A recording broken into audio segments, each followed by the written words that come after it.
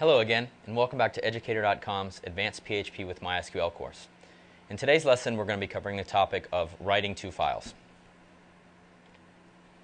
Our lesson is going to start with a review of how file I/O works and the steps that are involved in that, and we had gone over that previously in our lesson that introduced us to reading from files. We're going to go over a key method called fwrite, which is a method that's built into PHP that allows us to write data to files.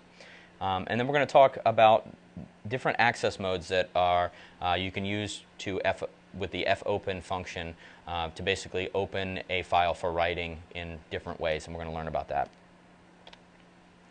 So basically we learned in our lecture on reading from files that when you perform I/O on a file, it basically has three steps. You open the file, you perform your read-or-write operations, and then you close the file.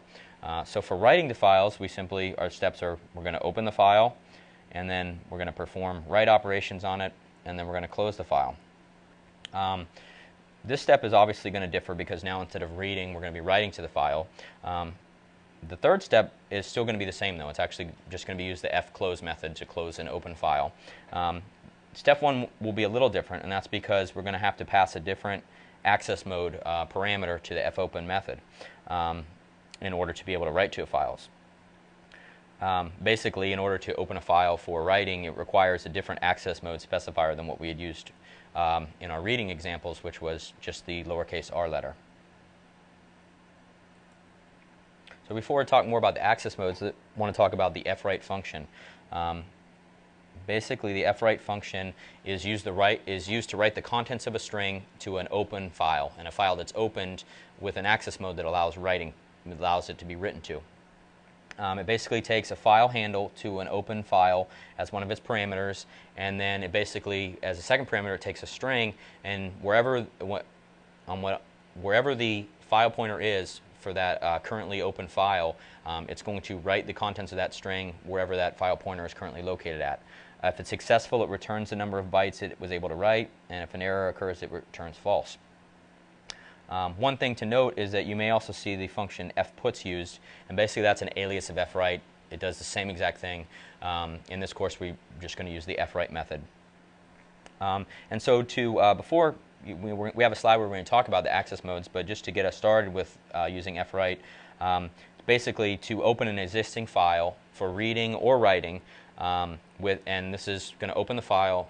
Basically, we use the r plus access mode specifier. What that's going to do is allow us to open a file for reading and writing, which is what the plus sign comes from, and it's going to place the file pointer at the beginning of the file. So if we go and take a look at a script that we've written for this lecture called fwrite.php, basically what we've done is we define a string to a text file, to a data text file that we want to write to. In this case, it's located in the data subdirectory of where this script is located, and it's going to be called data.txt. And then we're going to define a string or create a string that we want to write to the file. In this case, we're going to be creating a string that says file is written to at, and it's going to use the date function to just basically dynamically generate a date and then output a new line character. So what's going to happen is when we write this string to the file, it's going to output file written to at with the date, and then it's going to add a new line. So it's going to put the file pointer at the next beginning of the next line.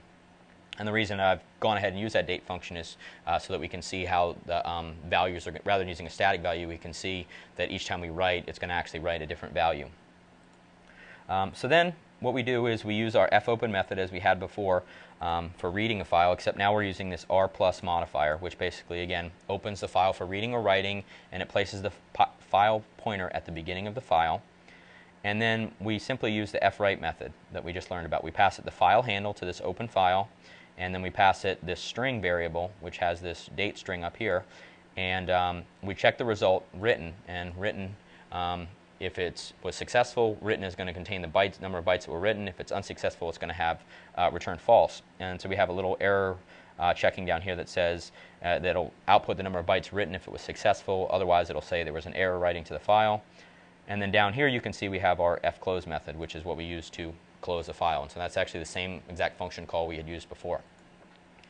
So let's go take a look at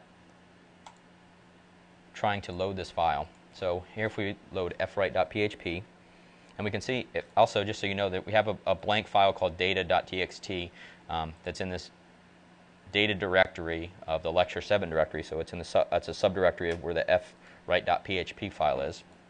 Right now it's a blank file. And if we go ahead and run the function, or run the script fwrite.php, it's going to say 41 bytes were successfully written to the file, and it has a link that we've created down here to view the text file.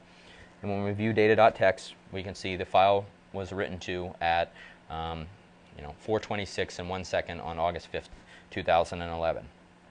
So you can see how we were able to open up the file and write to it, and we wrote from the beginning of the file. Now, as mentioned, one thing that you can use an alternative to using fwrite that you might see is fputs. So we actually can use the fputs method as well, and it's going to do the same thing. So if we note the time of the file, 4:26:01, and we go ahead and basically refresh this page, which is going to write again to that file, and we view the text file again, now it's 4:26 and 48 seconds. So it's actually gone ahead and updated it. Fputs work the same way. Now, one thing to note is, as you can see, is that this file only has one line, even though we've written to it twice. We've written to the same file, because what happens is the fwrite function, basically it writes its output to wherever the current file pointer is on the file handle that you pass to it. In this case, when we open the file using the r+ access modifier, the file pointer is always at the beginning. So in this case, we're always going to output our date string at the very beginning of the file, and in this case it's just going to overwrite the last one. And one of the ways you can see that is if